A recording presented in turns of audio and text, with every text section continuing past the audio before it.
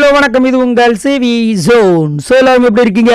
இன்னைக்கு பார்த்தீங்கன்னா ஒரு சூப்பரான ரொம்ப வருத்தமான விஷயத்தை உங்களுக்காக எடுத்து வந்திருக்கேன். என்ன அப்படின்னு பார்த்தீங்கன்னா, நிறைய பேர் வந்து இந்த பிக் பாஸ் சீசன் 8க்காக வந்து ரொம்ப ஆவலாக காத்துட்ருப்பீங்க. காரணம் வந்துட்டு இந்த வாட்டி எல்லாமே புதுசு. ஆல்ரெடி வீடு புதுசாக தான் வரப்போகுது வருஷம். அதே மாதிரி நம்ம கண்டஸ்டண்ட்டும் புதுசாக வரப்போகிறாங்க. பட் அந்த ஹோஸ்ட் பண்ணுற ஒரு பர்சன் வந்து புதுசு. அது மட்டும் இல்லாமல் இந்த வாட்டி பார்த்தீங்கன்னா எப்பயுமே வந்துட்டு நாட்டாமல் பேசுகிறதுக்கும் கொஞ்சம் இதுவாக பேசுகிறதுக்கும் வயசானவங்க ஒரு 4-5 பேர் தூக்கி உள்ளே போடுவாங்க. பட் இந்த வாட்டி நிறைய பேர் காணும்ப்பா, வயசானவங்களும் ரொம்ப கம்மியாக இருக்காங்கப்பா அப்படின்ற மாதிரி இருக்குது. அது மட்டும் இல்லாமல் இளவட்டங்களை வந்துட்டு நிறைய தூக்கி போட்டிருக்காங்க. அப்படின்னு இருக்கும்போது இந்த வாட்டி சீசன் 8 வந்து பயங்கரமாக இருக்கும்ப்பா. எனக்கு தெரிஞ்சு கொஞ்சம் வந்துட்டு டெரர் பீஸ் இல்லாத கண்டஸ்டன் அப்படி பார்த்தா அது நம்ம விஜய் சேதுபதியாக தான் இருக்கும் போல இருக்குது அப்படின்ற மாதிரி நிறைய பேர் வந்துட்டு கமெண்ட்ஸ் கொடுக்குறாங்க. அந்த அளவுக்கு கொஞ்சம் டெரரான ஆட்களாக இறக்கியிருக்காங்க. இதில் கொஞ்சம் பெரிதும் எதிர்பார்க்கப்பட்ட நேம், அது மட்டும் இல்லாமல் ஸ்டார்டிங்லேருந்து அடிபட்ட நேம் அப்படி பார்த்தீங்கன்னா ஜோயா. ஸோ இவங்க வந்துட்டு யார் உங்களுக்கு டிடிஎஃப் அவர்களுடைய காதலி. ஸோ இவங்க வந்துட்டு வரப்போகிறாங்க அப்படின்ற மாதிரி நியூஸஸ் முதலேருந்தே அடி வாங்கிச்சு. அவங்க பேர் இப்போ பார்த்தீங்கன்னா இல்லைன்ற மாதிரி வந்திருக்கு. அதனால் நிறைய பேர், அதுவும் குறிப்பாக ஜோயா அவங்களுடைய ரசிகர்லாம் வந்துட்டு அப்படியே கண்ணீர் விட்டு கதறாங்க. என்ன சொல்கிறீங்க அப்படின்னு.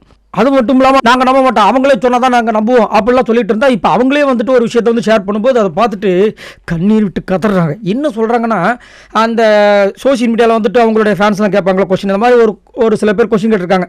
என்னன்னா, ஐ வாஸ் எக்ஸ்பெக்டிங் நீங்கள் பிக் பாஸ் வரணும்னு, big fan of you from, அது ஒரு நாட்டோட கொடியை போட்டிருக்காங்க.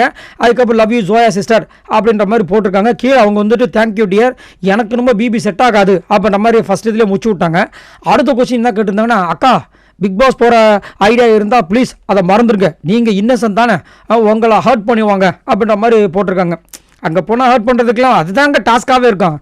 இன்னும் நீங்கள் பேச்சு பேசுகிறீங்க அப்படின்னு பார்த்தா அங்கே கீழே வந்து ஆமாம் அதனால தான் போகாமல் இருக்கிறேன், ரியல் லைஃப்பில் இருக்கிற செருப்படியே போதுன்ட்டாங்க. ஏமா ஏற்கனவே கதறிட்டு இருக்கீங்களா, என்னமாச்சு உங்களுக்கு அப்படின்ற மாதிரி நிறைய பேர் வந்து கதறாங்க. அதுக்கப்புறம் எதுக்கு அங்கே போய் இன்னும் வேணாம், நான் அதை வாங்கிக்கிட்டு இங்கே இருக்கிற செருப்படியே போகுன்ற மாதிரி அவங்க வந்து கமெண்ட்ஸ் போட்டு அவங்களுடைய, அதாவது ஜோயா ஃபேன்ஸ் அவங்கள மனசெல்லாம் வந்து அப்படி கஷ்டத்தில் ஆழ்த்தி விட்டாங்க. அதுக்கப்புறமும் ஒரு கொஸ்டின் கேட்டாங்க, பிக் பாஸில் போகிற மாதிரி ஐடியா இருக்காக்கா, ப்ளீஸ் போகாதீங்கக்கா, நீங்கள் அழுதா கஷ்டமாக இருக்கும், நீங்கள் எப்போயுமே ஹாப்பியாக இருந்தால் மட்டும்தான் எனக்கு ரொம்ப சந்தோஷமாக இருக்கும், ஸோ ப்ளீஸ் போகாதீங்க அப்படின்ற மாதிரி அவங்க சொல்லியிருக்காங்க. கீழே வந்துட்டு நான் போக மாட்டேன் அப்படின்னு சொல்லிட்டு 2 பேர் ஹக் பண்ணுற மாதிரி ஒரு கீழே ஒரு இமோஜியை போட்டு ஹார்ட்டின் சிம்பிளாக போட்டு விட்ருக்காங்க. ஸோ அதுபடி பார்க்கும்போது நம்மளுக்கு இந்த பிக் பாஸ் சீசன் 8 வந்துட்டு ஜோயா வரமாட்டாங்கன்னு தெரியுது.